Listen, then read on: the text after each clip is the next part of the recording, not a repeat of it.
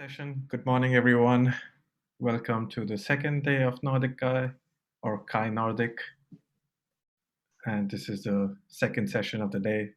So hopefully everyone's still fresh. We are in the session on sensing, and we have 3 exciting papers on quite diverse topics. So let's not waste any time and start with the first one. Just a few logistic matters while Carlos sets up. Please make sure you're muted during the talk. You can post your questions on the chat simultaneously, and then we can pick questions later on after the 10-minute presentation. So without further ado, let's give it up to Carlos, who will be presenting AirTouch. Hello, thanks for the introduction. My name is Carlos Tejada, and I'm going to be presenting AirTouch, 3D printed touch-sensitive objects using pneumatic sensing.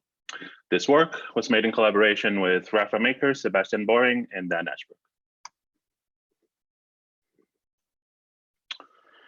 In recent years, 3D printers have migrated from industry and research labs to the desks of hobbyists and enthusiasts, and they enable them to make a wide variety of shapes and objects fairly easily. But the problem with these objects that they're making is that they're mostly passive, meaning that they cannot be interacted with. So that doesn't make them super useful.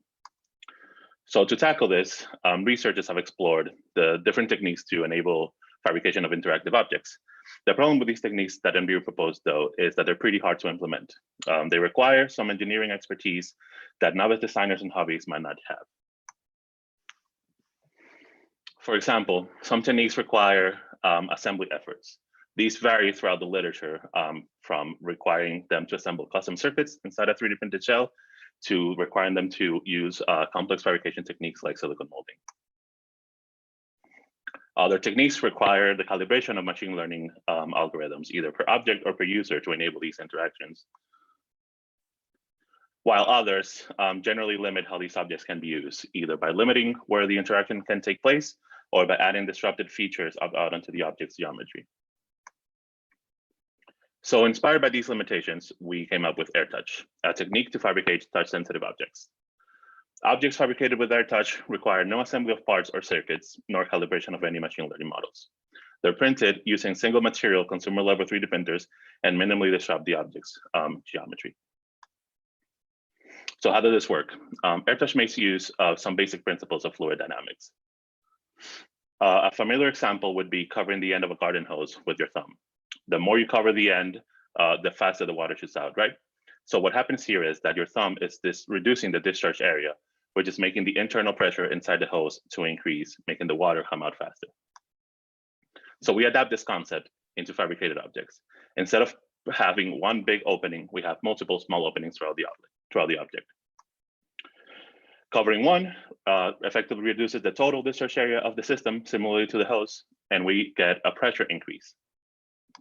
But because each opening is unique in size, covering different openings causes different pressure increases that we can then identify.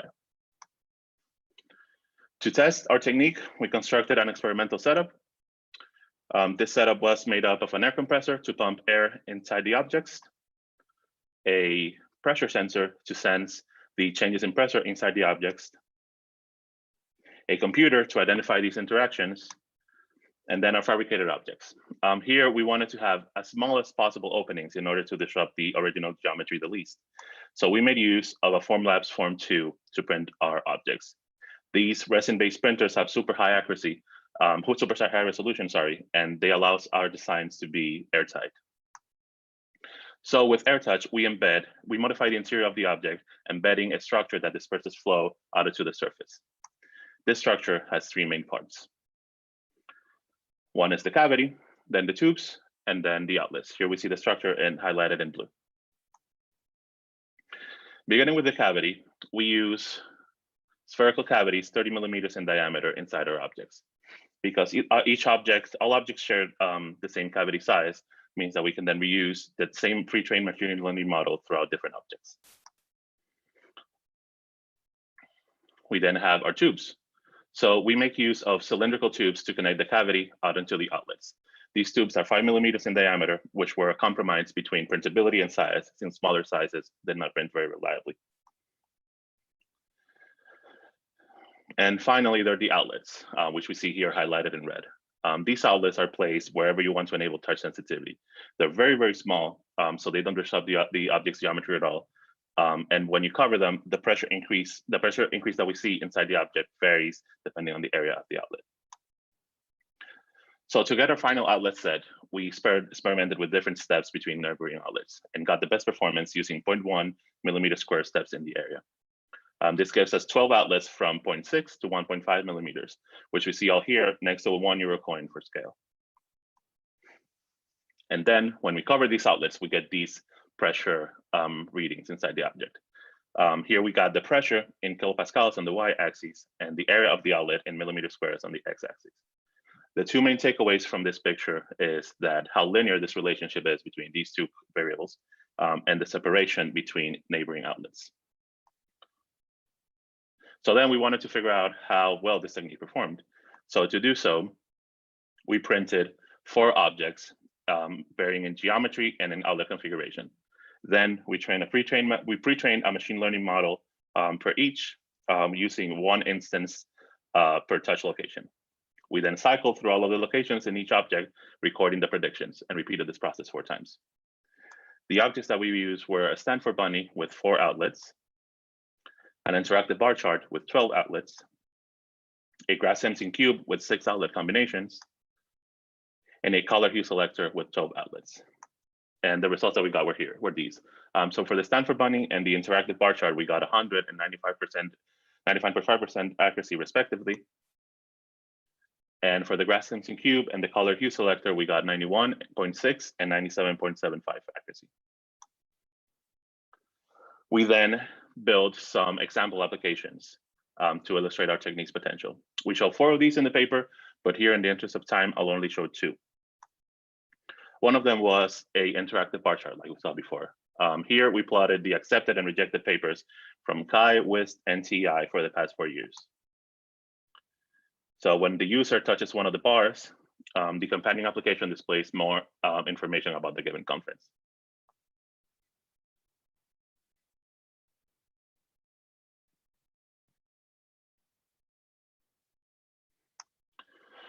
Another application that we have is a set of interactive animals. Because all of these animals have the same cavity size and outlet configuration, we can use the same pre-trained machine learning model on all of them without the need of any extra training.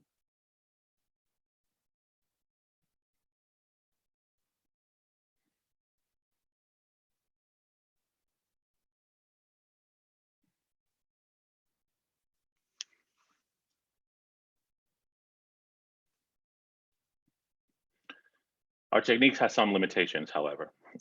The first and obvious one is that we need an air compressor to enable our interactions. We used an air compressor for all of our experiments because we wanted fine control on the pressure and flow that we input into our systems. But other air sources must definitely be used. We tested some miniature air pumps to some degree of success, but we still need a little bit more data to see what are the minimum pressure requirements. Another limitation is that we need high resolution 3D printing techniques like STL. But these technologies are thankfully becoming more accessible. And finally, we noticed some day-to-day changes in atmospheric pressure in our experiments. We performed some tests and it doesn't seem to affect our performances, but we still need to record more data to get them. In closing, the main takeaways from this talk are that AirTouch is a technique to fabricate touch-sensitive objects without the need of any assembly of parts or circuits, nor calibration of machine learning models. We use single material consumer level 3D printers that minimally disrupt the object's original geometry.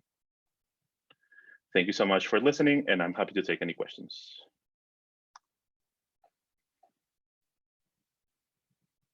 Okay, thanks, Carlos. Great talk, and bang on time, 10 minutes. Okay, so we have 10 minutes, plenty of time for some discussion and questions. So go ahead, raise your hand in the participant panel and shoot your questions at Carlos, and I'm sure he'll be happy to answer them.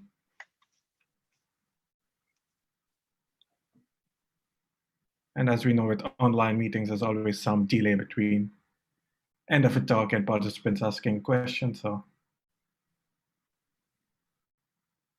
in the meantime, I have some things I was curious about. And one was, since you're trying to basically make a touch device on a 3D surface, two main questions would come up to mind immediately when you think about touchscreens.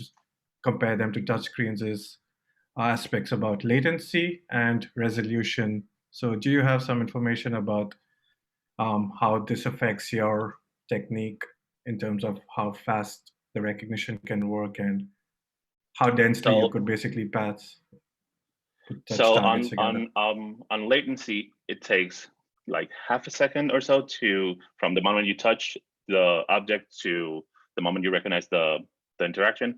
But that's just because we take quite a bit of samples in order to have a pretty stable reading on the pressure that it's changing, because the sensors went super precise in our experiments. So we had to take about 1,000 samples for the touch data in order to get a pretty stable baseline for that.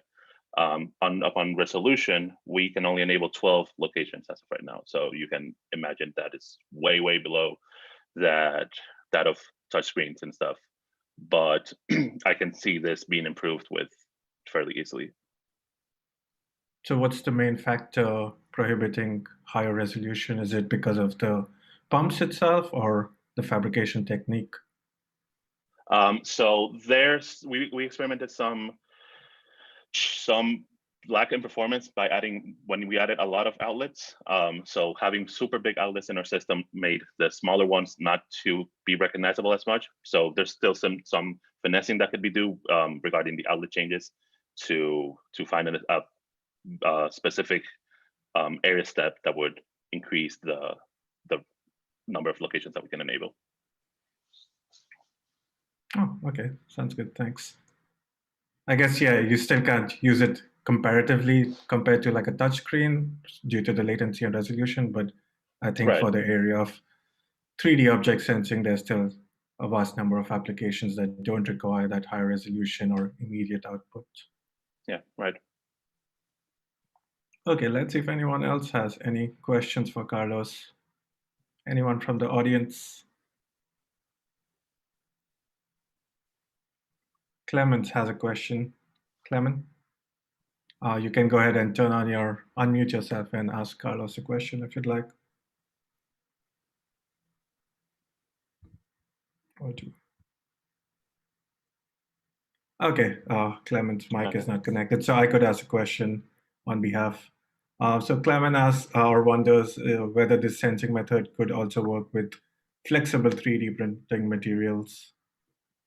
So theoretically, yes. Fabricating these objects with flexible material would cause more other pressure changes when you compress the object itself. So yes, but we haven't actually tested that as of right now. Okay, so potentially yes. Donald, go ahead. You can unmute yourself and ask your question to Carlos. Hi, Carlos. Interesting stuff. The question was more about how people could play with this, really, because to me, it seems like there's a way you could half cover a large hole to turn it into a small hole. Do you see that happen, or any thoughts on that? So with the hole sizes that we use now, they're so tiny that it's practically impossible for you to half cover them.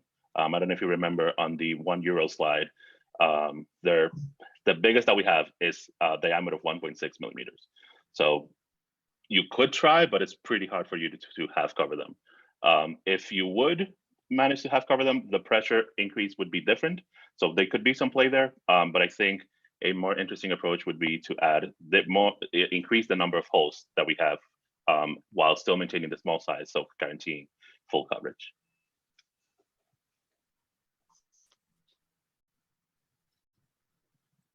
Great. Any other questions from the audience?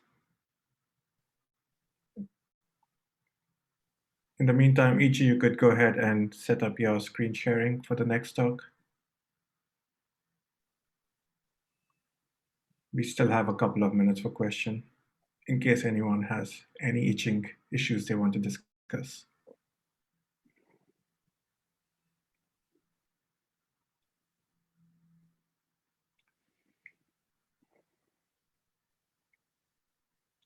If not, maybe I can go again. So I saw something also peculiar in one of your slides, Carlos, when you show the graphs about the accuracy for different applications that you had implemented, I noticed that for the color sensing cube, I think there was this one unique confusion point. So for most points, it was 100%, and there were 2 points with 50%. I was wondering if you had an idea about what that was because of. Was that related to the resolution or closeness of 2 points? So it could be either that the printer did not fabricate the exact outlet size that it was supposed to, just because variations, because printers are not 100% precise. But it could also be that the internal geometry from the tubes that are connecting the cavity to the outlet are somewhat causing some turbulence inside, causing the pressure to not be as exact as we expected. So there's actually some math that would predict all this, how it would go without the need of any machine learning. But working this in a 3D printed environment, and this math is also just based on non-compressible fluids. So it doesn't quite get so. So my point being here is that there's some variation due to the fabrication aspect of this technique to the with the what we would expect theoretically. Right. Okay, we have one more question from Eve. Eve, you can go ahead and ask your question. Maybe this is working. Yeah. Just a quick, can you feel the air coming out of the holes? Yeah, totally. But in a distinguishable way, as in you could use it for feedback, or? Not really, no. It's pretty much the same. Like if you would compare the biggest outlet to the smallest outlet, it's pretty much indistinguishable. Okay. Is it quite strong, or like how does it feel to hold one of the objects? So as long as you're not hovering on top of the outlets, you would feel nothing, like you would just hold the normal plastic. But it's not super strong, no. So we use very, very low pressures. So because we wanted to be able to fabricate, to use this technique with lower like mini air pumps and stuff. But I would assume if you like crank the pressure up, you would definitely feel it super hard. But it's very subtle how you'd feel the air coming out. It would probably help you identify where a touch location is, but not which touch location is.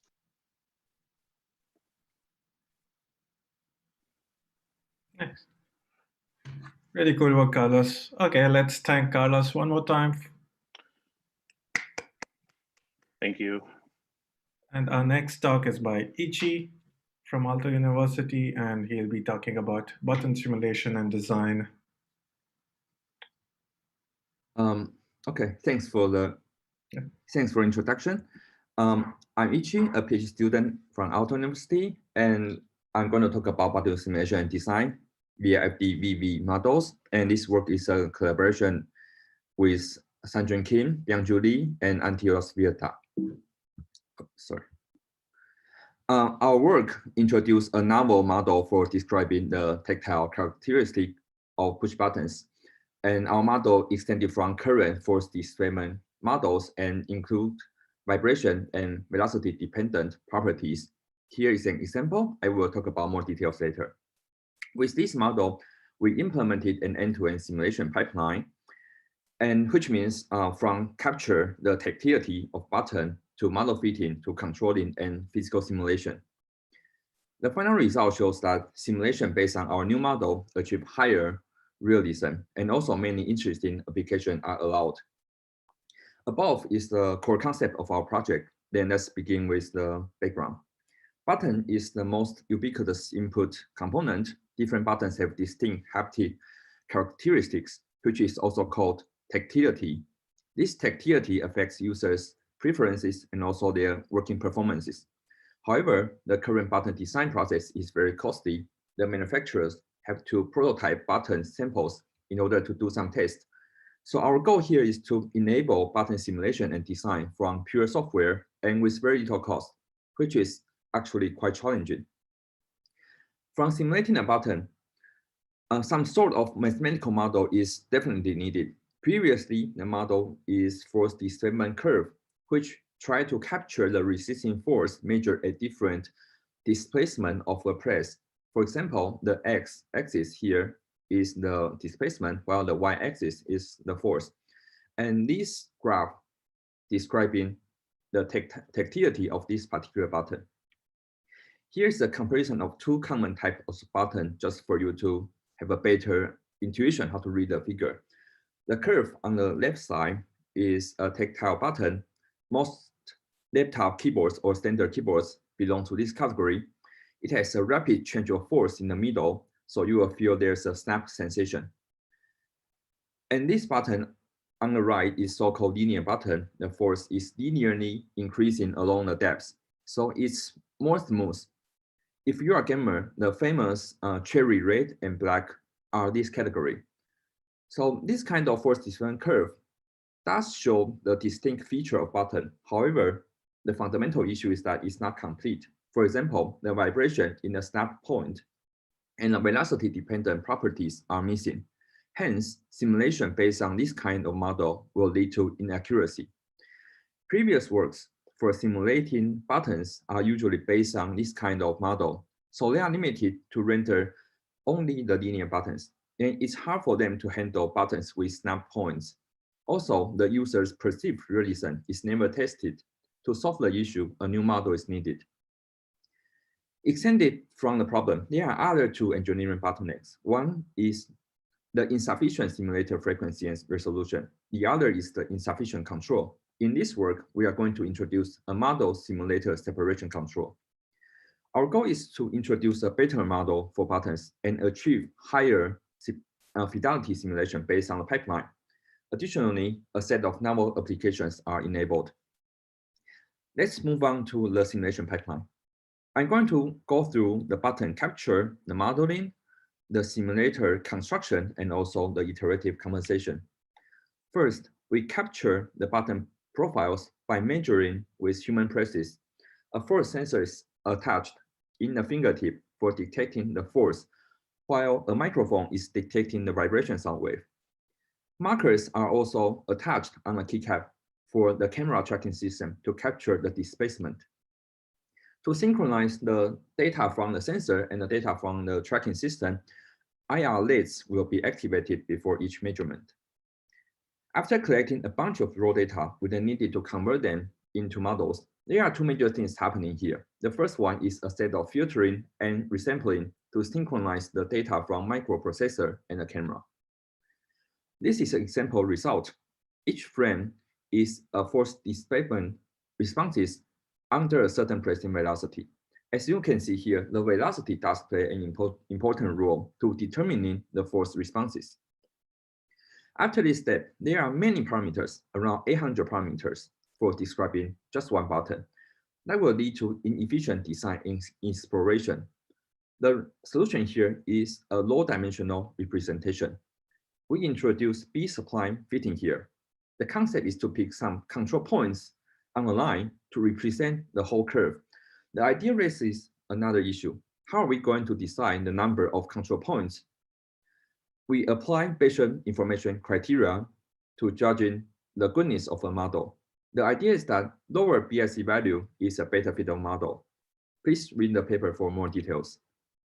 We then ran the BIC calculation over all the buttons we already collected, and it shows that with 15 control points, the overall BIC value can be optimized. The image on the right shows an example of underfitting, so it suffers more information loss. Here are two more examples after BIC modeling, one tactile button and one linear button. Overall, the model seems like a good fit for all the buttons. Finally, combining the vibration data we already collected previously and FDVV model is done. After modeling, we then need to work on the physical simulator. The design guidelines are mentioned earlier. For example, it should be fully software controlled, and the vibration frequency range should be wide enough for generating rich feedback. Here, I want to highlight that everything is programmably controlled. The video shows how a simulator adjusting from a deep button to a much shallower button automatically without any human control. The final step is iterative compensation. Each actuator has its own transfer function due to the mass. Accurate rendering of force is actually quite challenging because this kind of function is usually unknown. The idea here is to iterative compensating and minimize the effect of transfer function by repeated trials.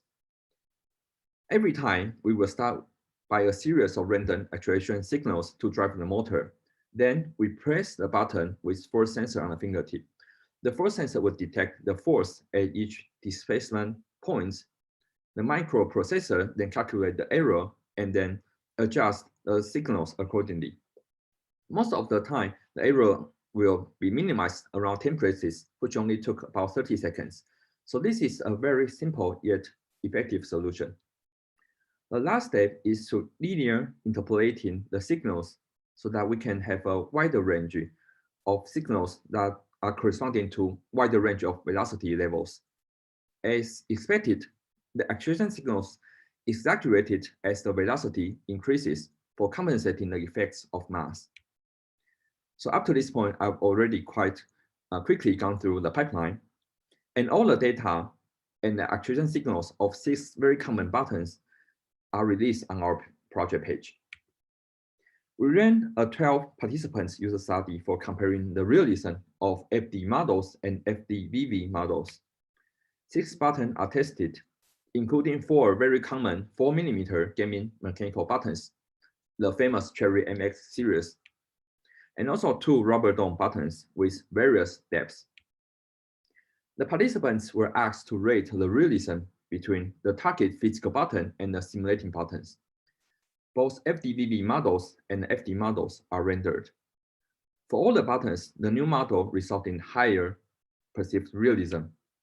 Then let's take a look at the applications enabled by our approach. Our work allows efficient exploration and design. Applications include optimization, real-time editing, and implementing new designs. The first application here is an automatic optimization. Here is a temporal pointing task that the user is trying to activate a button as the LED bullet reaches the center of the target. A Bayesian optimizer was used. It gathered the information of the places, then tuned the model of the button and try to optimize accordingly. As you can see here, before optimization, the temporal accuracy is quite low. However, after optimization, the accuracy is much improved. This is one example final button design with Bayesian optimizer for one participant. As you can see here, the tactile button model is actually somehow similar to typical tactile button profiles. And the design is achieved by the optimizer without any human control. We then ran a 10-participant study over 2 difficulty levels, and it shows that the optimized button can beat all the baselines. Such optimization can be helpful for any games require temporal accuracy, for example, music tempo game or first-person shooting games. Of course, we can define other goals to achieve different objectives. The second application here is an interactive button design tool. Since we narrow down the whole design to very limited control points, a designer can easily design his own button by dragging these points. The model will be sent to a Python backend program, which further drives the simulator to render the tactility. If the designer doesn't like the model, they can just easily modify the model again by the interface in real time. Finally, our simulator allows innovative button designs, even the ones that are hard to be constructed by mechanical structures. For example, the button that augments the typing speed. Also, a button with dynamically rendering time. This kind of button can be useful for games that some skills need a certain time of cooling down time.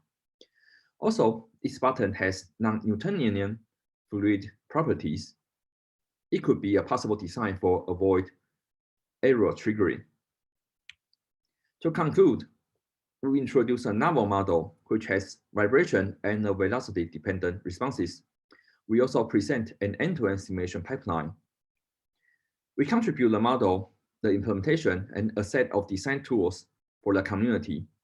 The technical implementation, such as low-parametric modeling, iterative conversation, and the design of the simulator can go beyond button simulation to force rendering and haptic devices.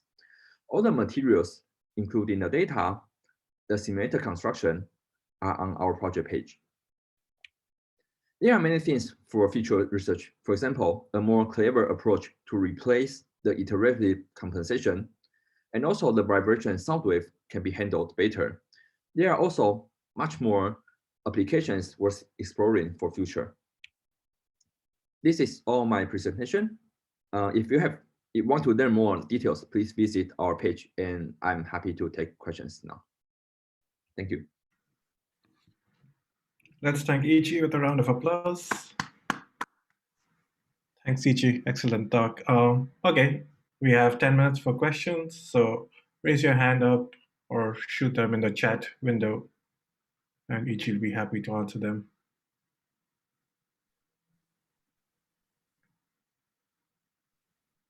Okay, while we wait for people to think about questions or type them out, or maybe I can start. Since I work with Ichi, I've seen him do this button simulation and do this entire design process over the last, I don't know, what has it been, 1.5 years. And I must say that the problem is actually much harder than you would think it was in the first place. So it's pretty cool that you actually managed to replicate the tactility of buttons quite well, as also seen in your study.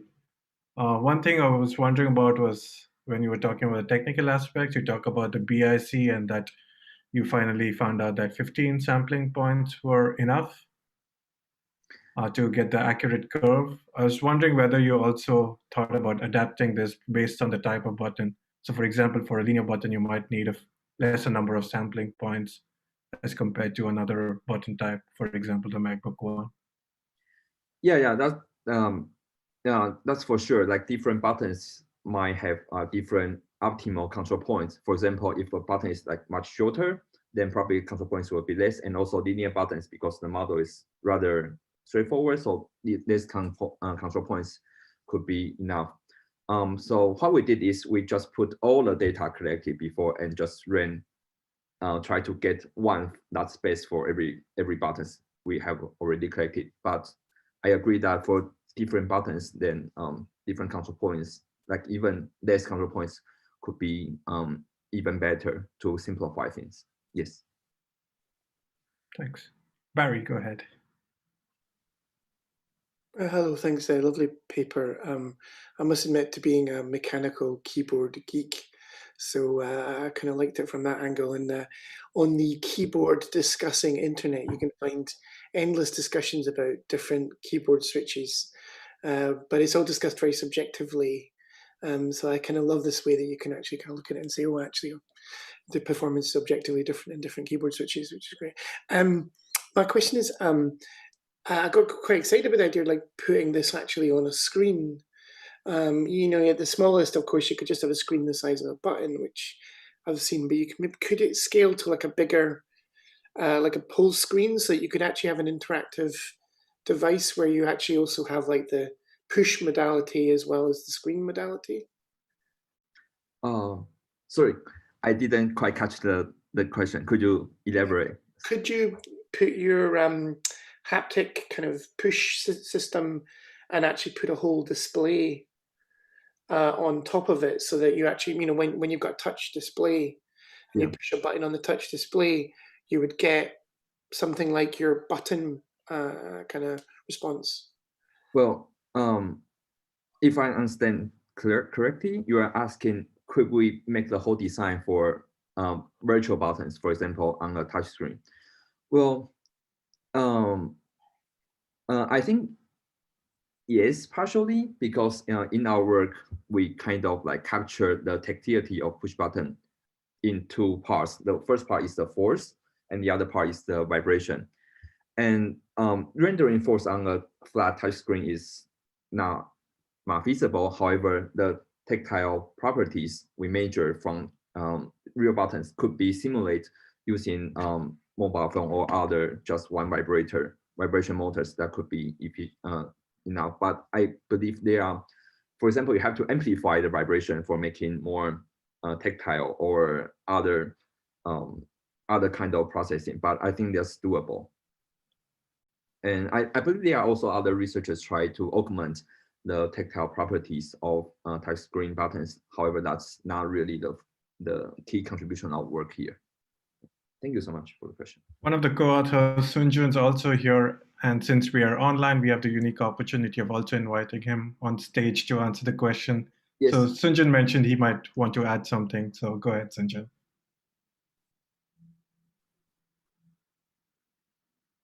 Hi, can you hear me? Yes. Okay, so I'm the co-author of the paper.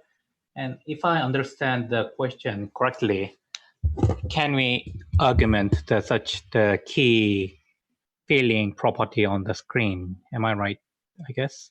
So technically it's doable, but the one technical challenge we encounter when we are rendering the buttons, that the moving part is having a lot of inertia. So we need to minimize the weight of the moving part in our project. So in terms of the scalability, the whole touch screen or the whole screen in principle could be work as a simulated button, but however, that is less practical. So the other work of mine was doing on vibration only approach to simulate the FDVV model on the virtual touch button. So that could be extended at the current paper. I mean, the FDVV model also could be applied to such an approach. But however, in terms of the fidelity, that the whole screen could not achieve the same level of the fidelity to the current prototype. So yes, it's doable, but could be less practical, I would say. Unless you had a really small screen. If the screen is just the size of a button, then I guess. If the screen is the size of what? A very small screen. A very small screen. Yeah, could be doable. Yes, the key part is the minimizing the inertia of the moving part.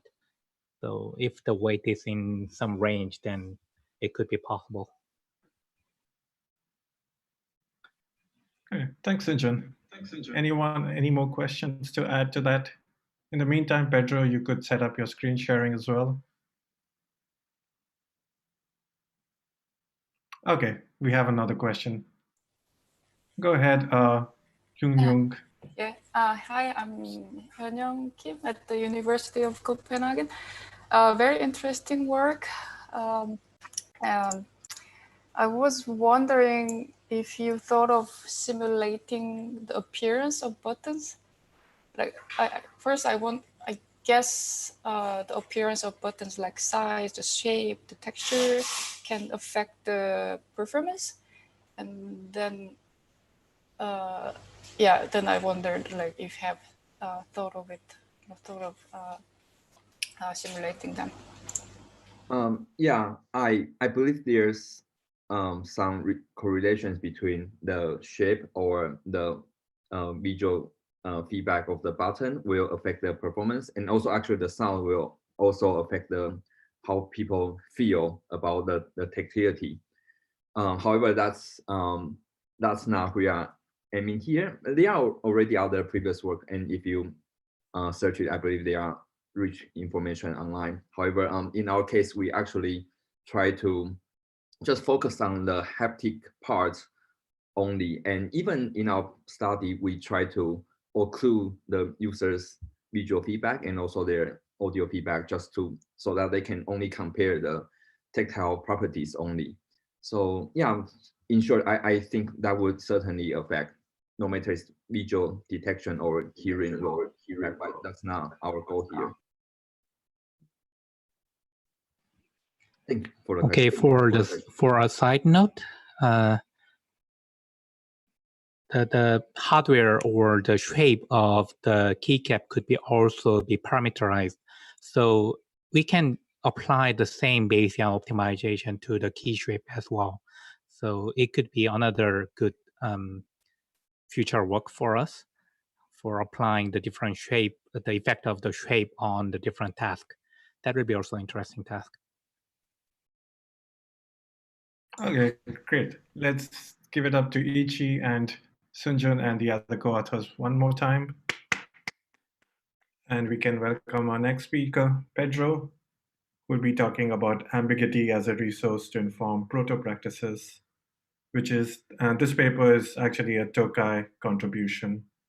So let's give it up to Pedro. Thank you. So this paper was written in a collaboration with Kristina Höök from KTH and Corina from Lancaster University and Anna Ståhl from RISE.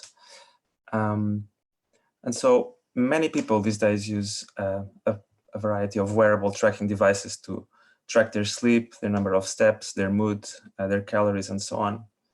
And these devices are often used for practices related to health and fitness. For example, this one that I'm showing here, the Fitbit, can be used for dieting, training for a race or a marathon, sleeping better, and so on. And so this paper is not about sensing so much, but about practices, or how do sensing technologies can be integrated into different practices in everyday life. So it's, what is our understanding of practices? So in this paper, we rely on Elizabeth Chauvet's conception of what a practice is. And a practice can be constituted by, for example, images, which are socially shared ideas or concepts associated with the practice. For example, reasons to engage with it. If we think of dieting, some of these images could be the goal of wanting to gain or lose weight, the concept of kilos and calories, a kilos being seen as a measure of calorie ins and calorie out, and so on. Another element of practice are the things, these tangible and material elements and infrastructures deployed in the practice. For example, a weighing scale, a way of calculating calorie outtake, which could be done estimated manually, but in this case, it's here written, it could be also a wearable such as Fitbit. Also things like food and supermarkets. And for a practice to emerge or to exist, there needs to be links between each of these elements. So there needs to be things connected to the images, which are then also connected to the competences, which are learned bodily and mental routines. So ways of feeling and doing that need to be connected to the practice. In this case, we can think of, for example, ways of estimating calories in food, how to shop and prepare food, and so on. And so for this study particularly, we have designed a system that tracks skin conductance data. And it's very rare to see wearables which track skin conductance data in everyday life. And so we thought it was necessary to do a study to see how could this type of biodata, which is not so commonly known, such as heart rate, for example, which images can be associated with it and which competences are necessary. So skin conductance is general measure of arousal. It measures the activity of the sweat gland in our skin. So how much do we sweat? So it's associated with physical exertion. And when we go for a run, for example, it's associated also with temperature in the room and how our bodies maintain our internal temperature. And also associated with physiological arousal.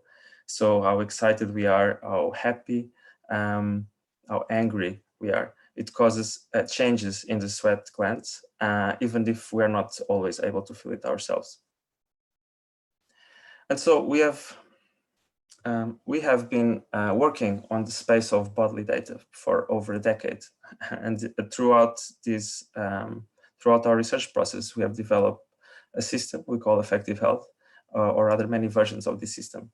And this one that I'm showing here relies on a bracelet developed by Philips, which measures skin conductance data in the wrist and also tracks movement data.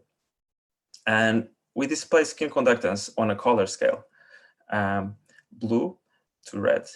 And rather than representing the raw data, the color scale represents trends downwards and upwards on a short, on a 10-second window. So the blue represents a trend downwards and the red represents a trend upwards.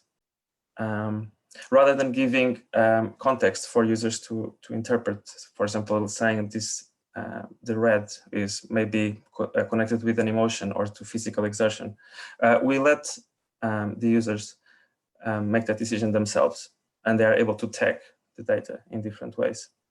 And so, as such, defective health represents it's a kind of an ambiguous representation of skin conductance. So what we have done is we deployed this system to 23 participants during 1 month. And why 1 month? We wanted the users or our participants to experience skin conductance as part of their everyday life. And we wanted to track their interpretations of what the data means over time and beyond their first initial impressions. And so we then coded the data, asking ourselves, what are the underlying beliefs about skin conductance shown through this statement? And then we achieved code reduction by associating them into different practices. And now I'm going to go a bit through some of the results. Many of our participants focused on the red spikes and associated the red spikes with moments of being nervous, very stressed at work, or very highly concentrated. For example, one of our participants actually went on sick leave during the study due to stress reasons and made use of the system to prove to herself that work was indeed the problem. Many of our users, however, were frustrated at the inability of the system to distinguish between moments of being concentrated on a thing that matters to them, so good stress, and also on being out of control. And also noting that seeing patterns of stress does not necessarily help them address them. But what is interesting here is to note that those participants who associated affective health mainly with stress management were not able to see the potential of the system for other reasons. For example, for sports performance. Some of our participants instead focused on how they were exerting themselves. They interpret the colors as a measure of metabolism, being referring to the colors as this is my body warm or my body more cold. Other participants also focused more on this on the down periods, on the greens and the blues, noting that when they were training, one should avoid overtraining and focus on the recovery periods. So on an exercise session, there should be moments of intensity and moments of recovery, and also on a longer term period, days where high intensity training and days of recovery. But also, some were also frustrated at their inability to compare different performances and compare their performances with others, and also to set goals. And these are normally features of fitness trackers that are missing from our system. And so besides these two practices that we uncovered here, many other emerged.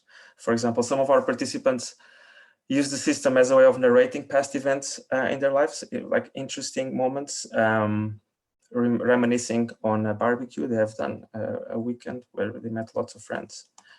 Some others use the system referring to more general traits about themselves, confirming or disconfirming different aspects of their personality. For example, being a very calm person in general, or being a person who is quick to respond to situations, or a person who's more delayed and reminisces a bit longer. So the system has a more like general mirror of who they are. While others, for example, were tracking specific emotions. One of our participants noticed that she was very happy when she hugged their children. And then she could see that in the data and started noticing all the moments that she was happy, and so on. There's more in the paper. But what is interesting here is that people engage with the data through the associations they make with different practices and contexts that is going on in their life, rather than engaging with data in a detached and objective way. It's all very contextual. And we're not claiming that this is an exhaustive list of possible skin conductance applications, but they could show different pathways for design.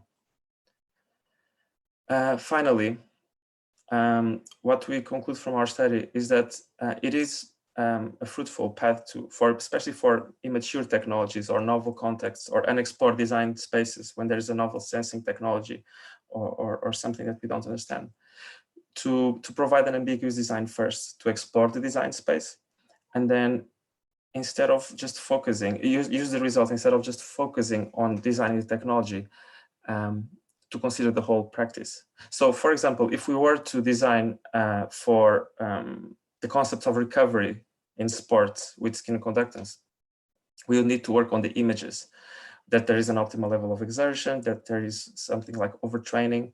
What does recovery mean in relation to skin conductance? We have to conduct research to explore how different body types will have different skin conductance reactions to exertion, for example. We also have to work on the system, not only to provide the features that our participants noticed they could be missing, the ability to set goals and to compare improvements, but also to deliver a robust measurement of recovery, maybe by combining other sensors as well. We'd also have to work with the competences of the users in order to understand what recovery means for them, and to be able to input correctly the configuration settings for the system as well. And so this is the main points of the paper. I'm not going to go through them, I'll just leave them here. And I'm very happy to take any questions you may have. Okay, let's thank Pedro for the great talk. And Pedro is open for questions. We have about 10 minutes, so shoot your questions in the chat or raise your hand up.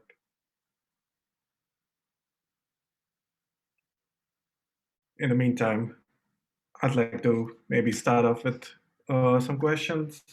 One was about the interpretation of the data itself that you presented. So you said that instead of actually providing meaning to the data, saying something like, okay, you seem to be excited now, or you seem to be running or something else, you just showed them this raw data and left interpretation up to the user. I was also wondering, so this interpretation needs to be informed by some kind of prior knowledge. So did you actually provide participants with actual ground knowledge about what skin conductance means, or was this left to them to learn by example from their previous encounters?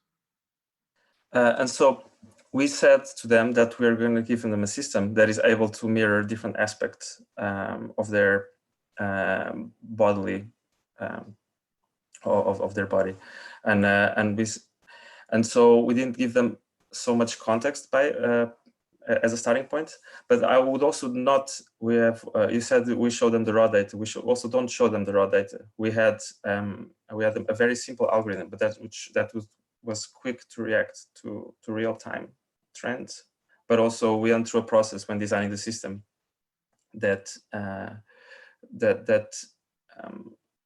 we've chosen this algorithm because it has also it worked before in other studies for identifying trends.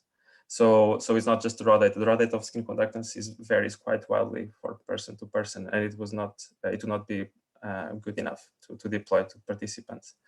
And then when we interpret the results, we have also asked them, or what kind of, when we were interviewing them, we asked them what kind of things they were using as well. So we could see that, for example, the people who went for sports performance, they were using a lot of other fitness trackers as well. And so what is interesting is that interpretations of the data really comes from the other things that they are doing, the other ecology of artifacts that they are doing as well, and what they are doing in their everyday lives. But none of them was very far away from what skin conductance can do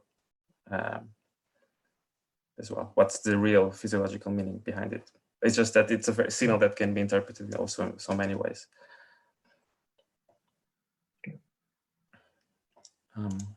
By the way, Kristina is here as well. So Kristina, if you'd like to interject as well, feel free to drop in and leave comments. I didn't see. Okay, he is also writing. No, I was thinking about your question about raw data and ground knowledge and so on. I think that this kind of data needs to be interpreted vis-a-vis a particular context. And what was interesting to us is how people avoid certain interpretations that go against their ideas about themselves. We found that super interesting. So it's not that there is some kind of ground truth here, that there is only one truth about you and your body and what you're doing. It is really a matter of interpretation and creating the kind of practices that are needed in order to make that interpretation. So yeah, it's just a meta comment on the question. Thanks. Yeah, that makes sense. Okay, let's see if there are any other participant questions for Pedro or for Kristina. And if not, maybe in the meantime, I can continue. And with another question that I was thinking about was that, so you mentioned this aspect about setting goals and comparing improvements and how current activity trackers and their visualization methods don't always seem to support this very well. And given that most activity trackers don't have skin conductance at the moment, if you had to take them and modify just a visualization aspect, for example, if you take the rings that the Apple Watch has, do you have any idea about how you might take your findings and also apply to these kind of visualized data? Yeah, so it really depends on which tracker you would go. Like, for example, if Fitbit, it tends to market itself more as a fitness device, then I would probably, this is hypothetically, but I would probably focus on, for example, the sports recovery, for example. Or I would go more into the practice of sports, because that's where Fitbit users that buy the device would probably already niching themselves into the kind of use that they want to give to the device. Something like an Apple Watch is more generalist. I would also could go for other types of applications. The important thing to consider is most likely if you don't consider the whole practice, if you just do a visualization and don't think about the user goals around it, and you don't think about the competencies necessary to use the specific visualization, the system will fail, and people won't be able to use the data in there. So there, I do not propose a particular visualization of skin conductance for Fitbit or for the Apple Watch, other than saying that perhaps it would be quite different, and also the whole surrounding of how the system is presented, as an app, and the description of the app and the things around. For example, in the Fit, they also have a forum where people are able to discuss between themselves how to use the system in different ways, how to track different activities that are not already predefined in the system, and for example, what kind of estimation do they need to. What I'm trying to say is that there is not just the system itself, it's the whole surrounding around it. For example, the forums help users gain different competencies on using the system. So I would not just focus on the visualization to answer your question, how would it be, but rather I would need to focus what else do I have to design, what else do I need to do for this to be successful. That's a good point about the user goals. So maybe system can better support users in specifying their goals and then customizing things according to their actual set goals. We have a question from Hannah in the chat. Hannah, you can go ahead and shoot your question to Pedro and Kristina. It's more of a general question. Like, I was wondering about the thing you said about negative stress, or like stress can be sort of like a positive and a negative thing, and then the color representation with like high activity and high skin response as like red, and then the lower activity as green, whether that sort of like affects how participants perceive, and like you said, like maybe even say, oh, I'm so stressed, I need to call in sick at work. So do you think that the color makes a difference there, and what would be your kind of like recommendations to it? You mean that the red can be associated with something more negative? Yeah, in a sense, sort of like stop or negative, depending on the context, of course. That can be. I see how can that happen. Definitely. I don't think it happened in our system so much. In fact, the frustration came from the red being associated with all kinds of things, and For example, this being concentrated at work was a specific example came from one of the interviews where a participant was really concentrated near the deadline, which didn't perceive it as a bad thing, but it appeared as a long period of red. But just there's just the context. If the interface did not, did not provide any help in terms of this could be bad or this could be good. So to answer your question, we didn't see that happening. I could see how that can happen, definitely. That red could be interpreted as a bad thing. But we also said to the users that the color was just high and low. It didn't really. Maybe it was also the prompt of the study that precluded that particular kind of interpretation of red as negative. Thank you. Yeah, and I see you just have to give some color, but I was just wondering what that was sort of like showing in the data. Thank you for the question. What we could see, though, is that it took a while before they understood that the red color could be interpreted both as the positive stress and the negative stress. And this is because, as you know, skin conductance doesn't tell you whether it's a negative arousal or a positive arousal. You can't know that from the data. And this is also why the interface is designed the way it is, to be ambiguous, because the data, the input signal, is ambiguous. It means both things. So that also perhaps explains why we choose a color scale rather than some other representation.